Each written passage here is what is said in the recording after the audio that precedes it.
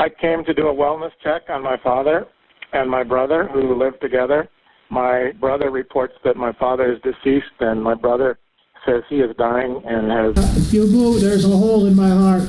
There's a hole in your heart? On the evening of December 4th, 2021, 41-year-old Rodney Christopherson was at home with his 88-year-old father, Donald, in St. Anthony, Minnesota. Rodney struggled with several mental health challenges, including schizophrenia and a history of suicide attempts, which made living with his father the safest arrangement for both of them. However, on that fateful day, both Rodney and Donald became unreachable. Rodney's sister, worried about their silence, drove by their house and noticed a newspaper lying outside the door. This struck her as odd, since their father typically collected the paper first thing every morning. She stopped to knock, but there was no answer. Unable to gain entry without a key, she reached out to her brother Foy, who did have one, asking him to check in on their father and brother. When Foy arrived at around 5:30 p.m., he was met with a shocking sight. His mentally unstable brother, Rodney, was lying face down on a blood-soaked carpet, pleading for help. As Foy approached their elderly father's room, Rodney warned him not to enter the room, stating that their dad was dead. Foy immediately called 911 to report the tragic incident.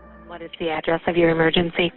Anoka with a transfer in St. Anthony. Thank you. Hi, caller. Can you verify that address again for me, please? Play the address again, Rodney. Faced with the horrifying scene, Foy turned to his brother Rodney, who was struggling on the floor. Despite the dire situation, he managed to ask Rodney for their home address. Rodney, though clearly distressed, was able to recall the correct address. Foy relayed this crucial information to the 911 operator, hoping for swift emergency assistance. And what's going on there?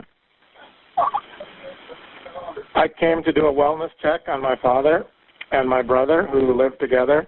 My brother reports that my father is deceased, and my brother says he is dying and has perhaps... Okay, where is your dad at?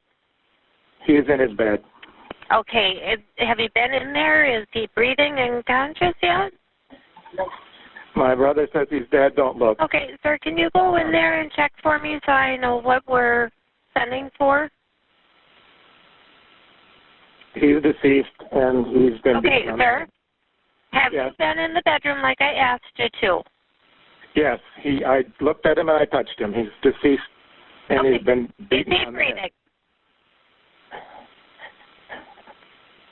Can you answer that for me, please? Is he breathing? I'm checking. No, he is cold. Okay, and what is your name? I am Rodney Christopherson. Okay, I need to transfer you over for pre-arrival instructions with the ambulance company. Yeah, I'm going to step outside here a minute. My brother has... All right, was he expected to...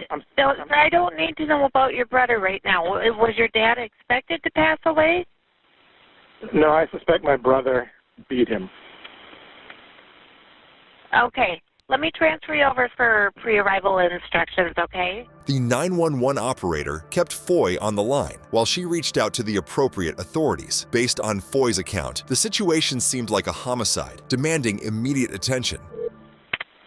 I had been with a caller on the line for St. Anthony. Well, I did say that he thinks his brother may have beat him to death. So we're going to send you to the area. Okay. Police officers arrived at the scene and met Foy outside the front door. What's going on? Just a wellness check. My brother's lying on the floor in the kitchen, saying if he moves, he's going to die. I think my dad is deceased in the bed. What's going on? Holy cow. The crime scene was disturbing, with blood splatter evident on the floor and throughout the back hallway. Rodney was found face down on the carpeted floor in the middle of the house. Court documents revealed that some blood on his shirt had dried, suggesting he had been there for an extended period, possibly several hours. If you move, there's a hole in my heart. There's a hole in your heart? What did you use? A knife. A knife? Where's the knife? Hours ago, it clogged over, but if I take pressure off my heart, I'll be dead. Okay. Did you stab your dad? I stabbed myself. You stabbed yourself. What happened to Dad? I'm not sure what happened. A powerful spell took me. Remember that? 6911, we're code 4 for medics. Make sure medics are coming code 3, please. Where's the other guy? On the floor. It's right here. Don't move them. He said he stabbed himself in the heart, and he thinks So can you just stand it clotted, and he doesn't want to move because... Jim. What's that? He's deceased in there. Okay. I have very little strength. Okay, don't move. We got medics right here. Come on in. Well, what's your name, sir? Rod. Rod? Okay. So Rod stabbed himself in the chest. He's got a hole in his chest. He doesn't want to move because he said it's clotted. It's right on my heart, so... What's that? It's right on my heart, so You stabbed yourself right in the heart. keep pressure. Okay, so he's got pressure on his heart, and he doesn't want to move because if he does, it's going to start bleeding out. We got another one in the bedroom. Okay, and there's one in the bedroom. I think he's deceased. You want to take a look in the room and just see if you want to attempt anything or just not disturb it? The officer proceeded to Donald's bedroom, where he found the body. Directing his flashlight towards the man's face, it was immediately evident that the father is deceased. Court documents revealed that Donald had sustained significant trauma to his head, with blood smeared across his face and torso. A visible stab wound was found near his ribs, and an indentation mark on his left temple. Additionally, a wooden cutting board was positioned beneath his head. A subsequent autopsy confirmed blunt and sharp force injuries to his left wrist. No. He's deceased for sure. There's a board underneath his head. He's got stabbed in the chest? He stabbed himself in the chest, he Did you said. mention anything about where a weapon might be? No, but I think it might be that ice pick on the corner. Is there any blood or anything on there? Nothing on it. Do you know where the knife went? It's in your chest right now? There is blood on here, by the way. Some. Okay, Yeah, you don't have any weapons on you anymore? You don't know knives under here or anything? The officer began a careful search of the scene, looking for any potential weapons that could have been used to harm Rodney and his father. He was cautious to avoid disturbing the crime scene unnecessarily, planning to conduct a more thorough search after paramedics removed Rodney. Yep, I'll take care of the crime lab. Hey man, what's your name? Rod Jerome. Sam's the other paramedic. 97%, 125. While paramedics attended to Rodney, the officer used his phone to document the crime scene, anticipating that the case would be treated as a homicide. This proactive measure aimed to collect evidence without interfering with the medical procedures. You haven't moved him, he's putting pressure on him. All right. You gotta put that on as quickly as possible. Okay. Hey, do you know where you got stabbed? Rod. Yeah, I did it. It's on my left side of my chest at the front. Left side of your chest in the front. Okay. You did it? He said he stabbed himself, yeah. All right. Okay. Hey, sir. What do you need? Want to roll him this way. Okay. I got it in mind. The blood's coming out. All right, sir, get on your knees here. We're going to roll. 1, 2, 3. Roll him. Did you? Sorry. All right. No. Did you? Are you going? Pull back You want to there. just get him on? Yeah, you get him on. After turning Rodney onto his back, paramedics applied pressure to his chest wound. An EMT used scissors to cut off his shirt, gaining better access to the suspected self-inflicted stab wound. Can you put more pressure on that? Put more No, pressure. lower by my rib. Under my neck door. Okay, yep, I got it.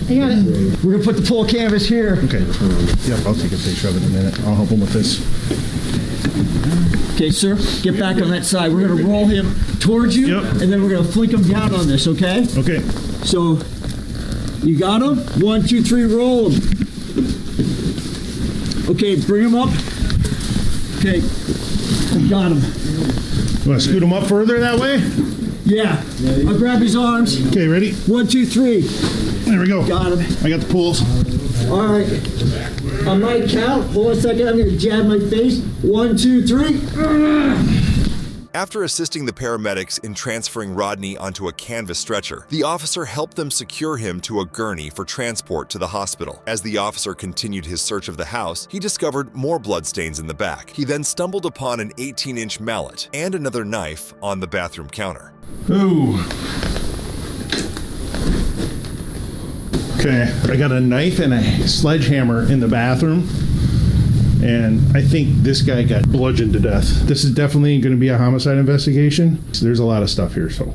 Court documents indicate that medical staff reported Rodney's mental state as maniac, claiming he was in a fit of rage or madness. A blood test revealed the presence of midazolam, a sedative often prescribed to schizophrenia patients. No other drugs were detected in his system. Court documents also revealed Rodney's statements to officials when asked about his interrogation with the police. He said, "They came and put handcuffs on me, and then they had the crows outside, the ones that heckle you, saying things like, 'Oh, he's going to prison for life, going to hell,' and stuff like that. There were men outside my door, heckling or trying to mess with my head. I could hear them speaking subliminally, trying to make me feel bad. Those kinds of people prey on the weak, on victims. They were just scavengers of grief." Rodney's words paint a picture of his mental state during the interrogation, where he felt sheer distress. A couple of days later, while in his hospital room, Rodney stated, "I don't think I should answer any questions. I need some representation. I don't know what the hell happened." He went on to say, "All I remember is delirium and nightmare thoughts. That's all I'm going to say, because I can't figure it out. I've been through so much trauma here." He also mentioned that he felt better than that night. Foy later shared that he had last seen his brother on Thanksgiving, just a few weeks earlier, and that Rodney seemed to be doing well, appearing to take his medication as prescribed. The entire situation came as a shocking blow to him and his family. Following his arrest, Rodney faced charges of second-degree murder with intent, though it was not premeditated. His bail was set at $1 million.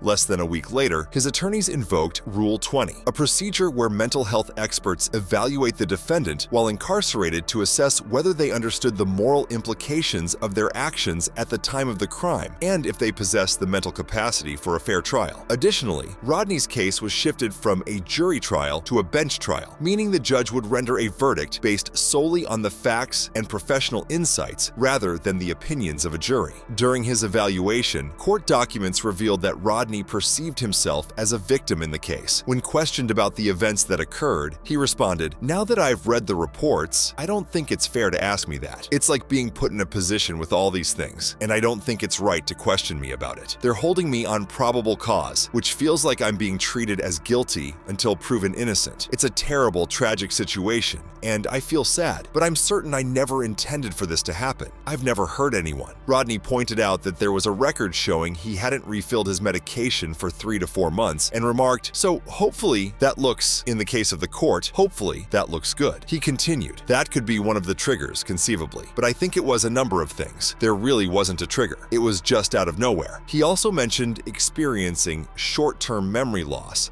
related to the incident, adding, "My mind is still kind of sketchy." Following a thorough evaluation, doctors concluded that Rodney meets the diagnostic criteria for recurrent severe major depressive disorder, currently in complete remission, accompanied by anxious distress and psychotic features. Based on his statements and mental health assessment, it was established that Rodney was experiencing a psychological episode during the time of the alleged offense and did not understand the wrongfulness of his actions. This was further supported by Rodney's documented history of experiencing rapid onset symptoms, often followed by a compulsion to act impulsively. According to court documents, both of his non-suicidal self-harm attempts involved cutting himself, suggesting a pattern of behavior. Forensic evidence later confirmed that Rodney's DNA and fingerprints were found on the murder weapons, conclusively proving beyond a reasonable doubt that he carried out the act of killing his father. The court found that Rodney did not display any signs of premeditation, such as acquiring weapons in advance or attempting to cover up the crime afterward. It wasn't until several hours later that he showed an awareness of the wrongfulness of his actions. Based on these findings, the court acquitted Rodney of his second-degree murder charge, deeming him not guilty. However, the court ordered that Rodney remain detained in a state hospital or another facility until the legal proceedings are completed. State law requires prosecutors to file a petition for civil commitment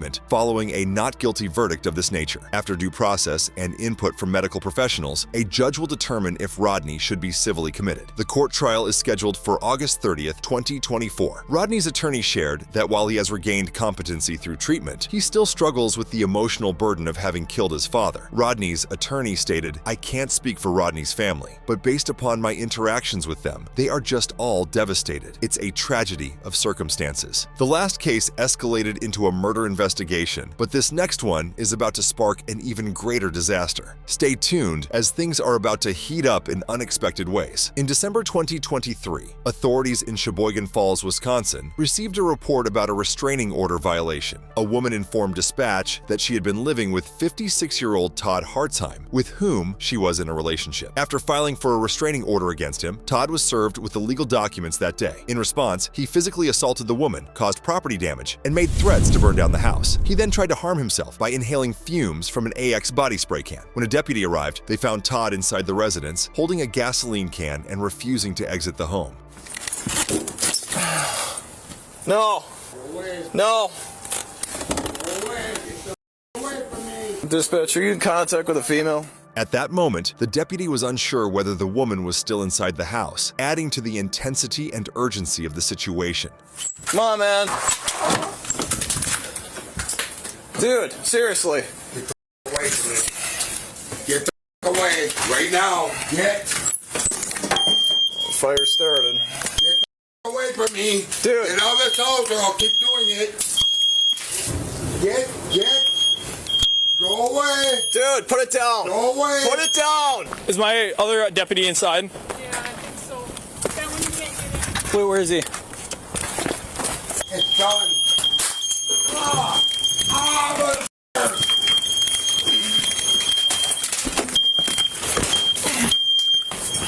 66, where you at? I have nothing to live for. I'm dying anyway. Tim, where you at? Get your hands behind your back. Get your f***ing hands behind your back. I'm not f***ing around. Get the fuck away from me. Hey. I'm dying. I can't. What do you need, Tim? Tim, what do you need? Tim, what do you need? I can't breathe. Give me the other hand. Give me your f***ing hand. I can't breathe. I took an inhaler. I'm gonna die. Hold his hands. I got his hands. I'm gonna die. Let go of your f***ing hand. I'm not doing it.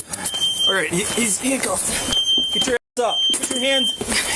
Get up. I can't get up. I gotta Bring him in here. Okay, get him in here.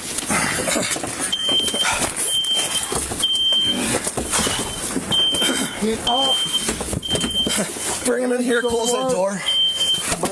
We gotta get him out. Not right now.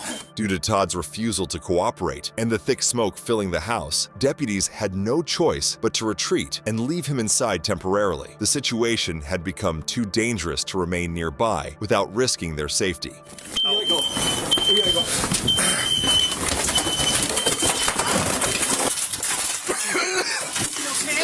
Tim, you good? Tim, you good? Just breathe. 145 dispatch, he's handcuffed inside the residence. We had to evacuate.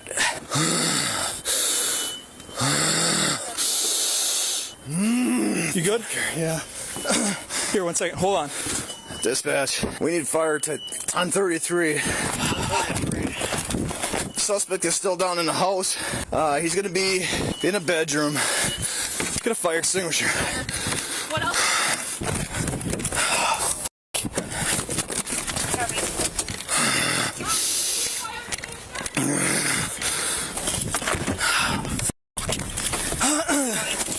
The deputy then quickly grabbed breaching tools to access the bedroom window where Todd was trapped.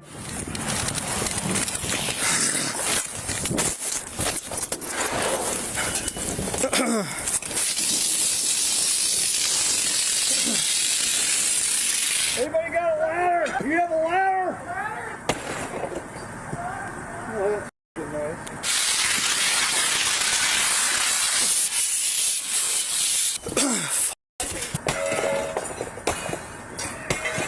Yeah. He's handcuffed in the other room. Where's the fire at? It was started here. Give me that. I got it.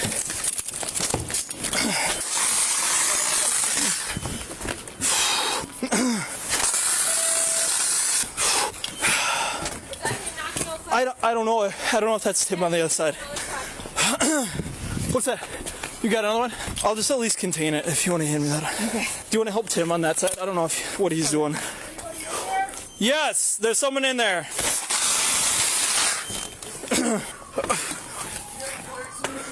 I got 2 of them already used. You got one? I got one, yep. It's at least it was contained when we were in here, but... Where is he at? He's in a bedroom over there. We had to get out. He was fighting with us, so he didn't want to come out. Is he cuffed? Yeah. Damn it. 66 dispatch. If they have a rescue truck, whatever, I need them expedited 1033 here. I need a ladder and some breaching tools. Can we get into that door? Is that a door? I don't know. Maybe. Do you want to try? Yeah. I'll at least just contain this. Yeah. That's EMS. That's probably what I'm going to need later. Is this a bedroom he's in, by chance? No, he's in a further one on that side of the house. No, I'm good that way. Smoke inhalation and everything. Do you have anything? Thank you. Is that another one? Yeah. All right, thanks. The team he had called for additional breaching tools and a fire extinguisher finally arrived, offering the officer a momentary sense of relief. However, the tension remained high, as there was still much work to be done to resolve the situation safely. You guys got a fire extinguisher on board? Anybody got a fire extinguisher? Ma'am, go to the neighbor's house. No, go in the neighbor's house. Natalie, if fire is able to safely get through here, he's right in the bedroom right over here. Is there more on fire? This just keeps going up, but it's just smoky at this point, so we're doing fine on that. Are you good? Yeah, a little bit. I don't know what he put on that, probably gas, I would assume, but it keeps lighting up, whatever it is. 66 dispatch. I forgot to mention there's a taser deployment before this all kicked off. And that shit really kicked off. Yeah, yep. You all right there, bud? Hey, I want you to lay on the ground. You'll get more air that way. He's still good. He's just laying there, but of course I lost my f***ing flashlight. Thanks. You have any breathing apparatus or anything? Yeah, my truck yet, no. Okay, do you have any breaching tools? Yeah. I need that wall made into a hole. Block off that entrance down there. Need a fire extinguisher yet? Or? Yeah, if you got it, but yeah, go park by 44 down there. That window there. I'm not going in. No, I'm gonna f it up as much as possible, see if I can get that thing open. Is it already vented or not? The window open? Yeah. Everything that was cooking was in the kitchen. Yeah. They keep flaming it down, or putting the flames down. You want taken out? This right here. That window? Take out as much as you can. Let's get that other window breached as well, get some more air. Not feeling the best. Chief, you doing good yet? Can't get in the door or what? Too much smoke. Is he inside there yet? Yeah, he's handcuffed inside. He was get him out? He was resisting, and it was the flames were tall on the side and just smoke and everything. Man, you doing all right? What the heck is burning? I have no idea, but I've hit that with 3 or 4 fire extinguishers already, 4 of them. I'm in contact with the suspect. He's 1040 up. We got most of the house ventilated, but still waiting on fire until they get here. Hey, for him, what's the name on that subject? Amid the chaos, the officer finally managed to spot Todd, and the team began discussing strategies to get him out safely. Hey, Todd, look at me, buddy. We just couldn't take it anymore. It just got so smoky in there. Jesus Christ! Just when you think it's time to go on, it's not. I mean, it's better. It's good because of the ventilation. Yeah, don't even bother. Ventilation's coming in this way, so he's good that way. You out? So you guys got him handcuffed and then? Yeah, Tim was in here fighting with him and tased him, and I rolled in and he got him on the ground. And the fire was just climbing up the wall. And if he was going to resist, I told Tim we got to get out of here because if we weren't going to hit it with fire extinguishers, this place was climbing quick. I know. I'm trying to get you some help, buddy. You got a mat or anything? If we want to try, like a mega mover type thing. Something, yeah. Is he walking? No, he's on the ground, gasping for air yet. Hey man, you gonna come out? Getting smoky in there. You able to move? Yeah. Is he burned? No, luckily not. Just smoke though. He started lighting everything up in front of me, and then started the house on fire. I went in, tased him through the hallway, through the fire, went around, and then got him in custody. But by the time we were trying to get his ass out of there, it was just pitch smoke from here all the way up. When we were trying to get cuffs on him, it sounded like he might have consumed in something that he said that he's gonna die anyways. I don't know what he had taken, but Todd, why is this going on today, buddy? We're gonna get you out of there. But why is this happening today? Well, I'm out of some freaking. he's a bigger guy. We might need 2 or 3 people to do that. Whatever that is keeps reigniting. I've went through 3 or 4. This is actually I think my 5th fire extinguisher on it. At this point, the officers turned to the neighbors who had called them for assistance, hoping to gather any crucial details that could help defuse the situation. Where's our young lady that called this in? This one here? Can you open the door? Is the one that called this in with you? Yeah, she's with me. Can I talk with her? Yeah, come on in. Yeah, you gotta get out, man. This fire's going. Can you get up? I'm fine. Okay, I was kind of confused because it said that the neighbor was the one calling us in. I went over there, but I came over here. So there's nobody else in the house, right? Just him? Just him and my cat. So what happened was he started the place on fire, basically dumped gasoline on top of that fire, and then started walking down the hallway saying it's done. I tased him, got him in custody. However, because of the smoke, I wasn't able to stay in there any longer. I couldn't breathe. He's still alive. He's laying up against it. We had him on the ground, so that's the best place for him to be at. I opened and breached the window. We got air in there, so there's at least air movement, and it's actually rather clean in that room for smoke right now. Okay. What did he say to you that kicked this all off? You gotta make an effort, man. Roll on your side and get on your knees. Sorry, I can't breathe right now. Thank you. You want to try this? You want to try grab him? All right, man. We're gonna try to grab you quick. All right, let's go. Come on. We gotta do this quick. Get up. You got him.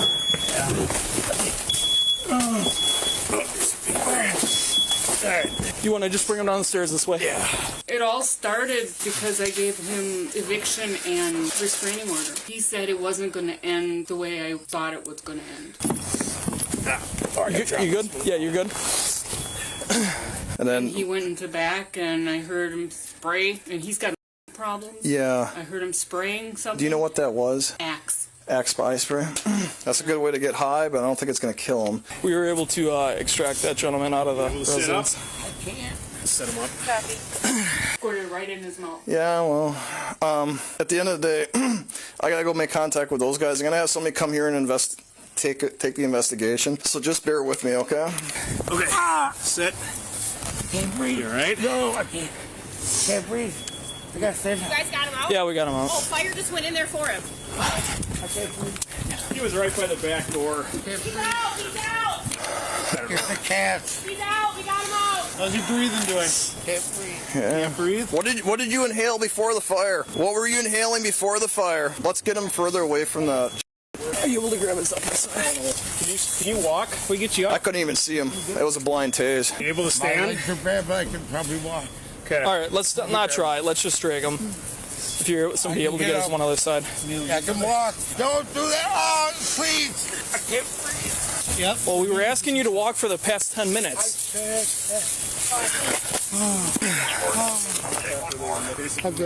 The officers finally breathed a sigh of relief, knowing they had managed to get Todd out alive. Paperwork. And he basically said this is gonna end well.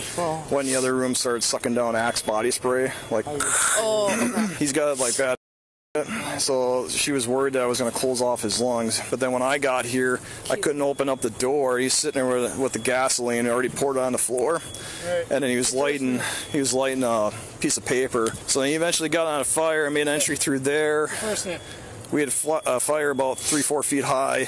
And then he was pouring more gas on top of that. Okay. And then that's when he started going in the other room. I didn't know where she was. I didn't know if she was... yeah. So I tased him blindly. All I could see was smoke, but I heard him go down. I jumped through all that shit and then got him into the... Well, I sucked him into the bedroom because everything was piling up with smoke at that point. That's when deputies got with me, and then we got him in cuffs, but then it was like we couldn't breathe. That climbed whatever the put on that fire when we were inside. Yeah. I didn't think we were getting out of that. I was going to go through the window if we had to. Yeah. It was going to be a bad day for him. Backing up. I mean, he was resisting the whole time. We probably want you guys to go to the hospital with him. Well, I'm going to the hospital. For yourself? For myself. Okay. You need to go yourself, too. Mm-hmm. Probably do, too, yeah. Mm-hmm. I think me and him are going to get checked out regardless, just for how much we inhaled.